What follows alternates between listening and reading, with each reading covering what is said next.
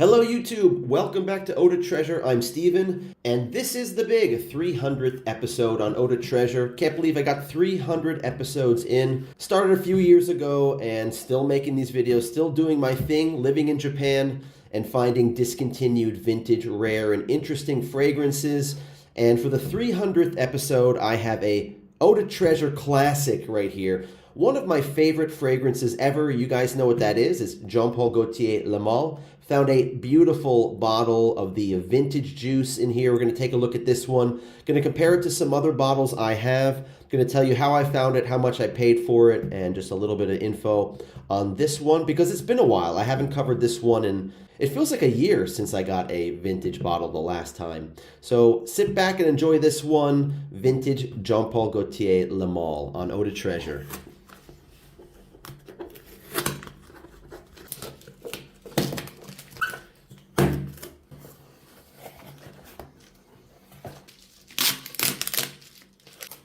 When I saw this for sale, it was just the bottle only. So the can wasn't in the description, and the seller said that they didn't want to include the can because the can was so old or messed up or dirty. And when I bought it, I asked, please include the can. And then they kindly agreed to because it costs a lot more to ship with the can, maybe like $5 more, but they did it for free. So let's see how messed up this can is.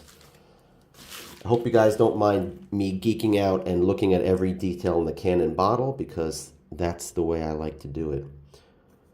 Hey, this can looks pretty good to me, doesn't it? So we know it's a vintage one because the stripes are in the middle of the can. This is a 75 ml bottle and can. The top, it doesn't look that rusted at all. Of course, I've seen a lot of these. I've seen much worse. This strip that goes down is not rusted. I don't see any rust on this. I just see a little dent right there. This can is fine. Another little dent right there. We'll look at the bottom of the can later, but before I open it up and show you the bottle, let's just take a look at these two that I have lying around here in my collection, ones that I have not packed away. I have a ton of these. I might have 20 of these by now. These are two vintage bottles. There are the bright white stripe kind and then the faded stripe kind. Let's take a look at this, a faded one. You can see that has the white straw inside. Here's the bottom. We see a batch code that starts with F, and with Paul Gaultier fragrances, the batch codes are very erratic. So it isn't until after 1999 where we could tell what year it's from. But an F with 75116 postal code, BPI and the postal code here, that tells us that this is 2001. So still a vintage bottle here, 2001. When you see these with the stickers, that is about 2006 and earlier. So basically the vintage batches are from 2006 and earlier, although I don't think it's really that bad if you find one with the information engraved on the bottom that's not a modern one. Anything from pre-2011 should smell pretty good and be similar to the original formula. And then we take a look at this one. Look at the bottom on this one. This is a 75008 BPI. When you see this postal code, that tells you it is one of the first few years that this came out. So this fragrance started in 1995. Of course, Francis Kurkdjian is a perfumer. Unfortunately, someone scraped off the batch code, but it doesn't matter. The batch code doesn't tell you when this came out. The 75008 Paris tells you when it came out. So this is either a 95 or a 96. We know this is a 2001, and you're about to see what year this one came out. Let's open it up carefully by twisting the bottom. All right. The reason I bought this, guys, well, number one, the price was pretty good. But number two, the bottle is so clean and nice. I couldn't believe it. Let's take a look at this thing. So this is the kind with the bright white stripes, similar to this one, except this bottle is a little bit more faded. You can see the spray nozzle has yellowed in this one. This one is still white. We do have the clip. The clip is still attached. There's some little imperfections in the way that this was printed or created, I should say. You can see how the stripes are a little bit rough on some of the lines, and the neckline, the stripe is a little bit rough here. Just look how clean it is overall. I couldn't believe it in the pictures. Now let's look at the bottom here. So we can see the batch code is A4C124X. It's kind of cool that the batch code starts with A, but that really doesn't tell us anything. We want to see if it's a 75008 or a 75116. Unfortunately, neither of those numbers are here. So what does that mean? The previous postal code went from 93 to 97, and then from 98, the 75116 postal code started. So in the middle, there was a transition period where they didn't put the number on the bottle, and that's exactly what this is. This is a 1997 vintage bottle of lemale. No doubt about it, 1997. It's like new. Let's see how full it is. You can see it's almost to the top of the shoulder. And when these were new, they were not filled right up to the neck. They were filled to about here, the top of the shoulder. So it looks like it's missing maybe, I don't know, 3 ml, maybe 4 ml. But this is like 71 ml or 72 ml still remaining in this. What a beautiful bottle. I want to show you something else too. When you look inside the vintage cans, there's a foam donut in there.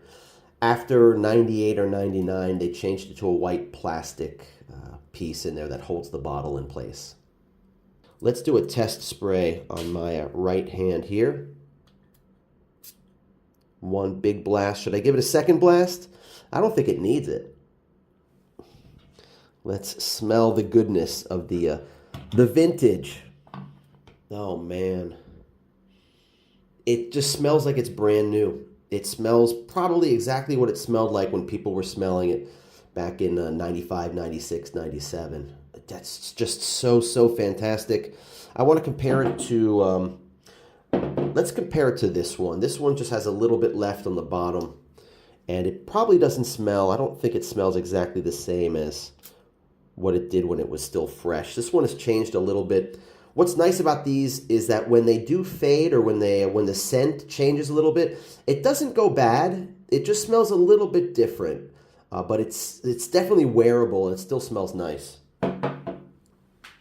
Yeah, this older one, it smells a little bit, it's funny, it's like a little bit more minty than normal, whereas this fresh one here from 97, this one, it just has that smooth, that vanilla, lavender, even a cinnamon sweetness to it that I can pick up. So how much did I pay for this? You're probably wondering. The price was listed at 6,500 yen. 6,500 yen is about $43 and change right now with the exchange rate.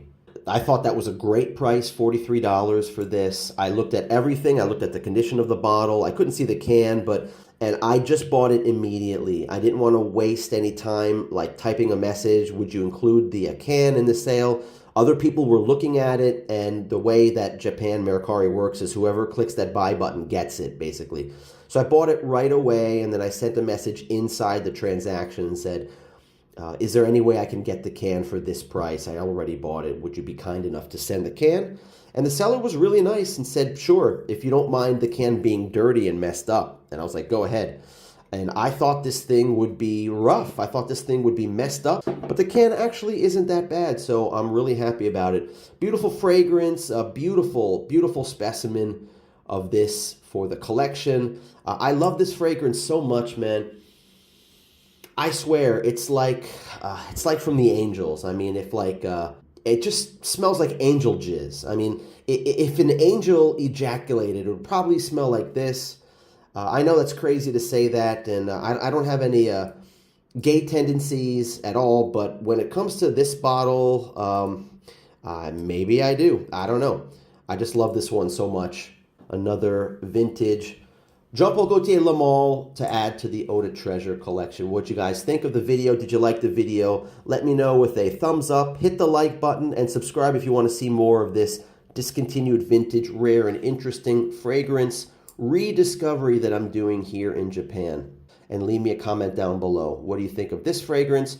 What's your favorite flanker? There are a whole bunch of flankers out there, which is really cool that this line has developed and evolved and grown so much. But this is still my favorite one. This is kind of like a dumb reach for me. I don't care about people that think it's outdated. There are some comments on Fragrantica where people are just like, I absolutely hate this fragrance. I can't stand it. And I kind of feel bad that they don't get it, that this one is really, really fantastic and special. Imagine when it came out in 95, what people thought about it. Anyway, I hope you guys are having a great day, and I will see you in the next video. And until then, take care.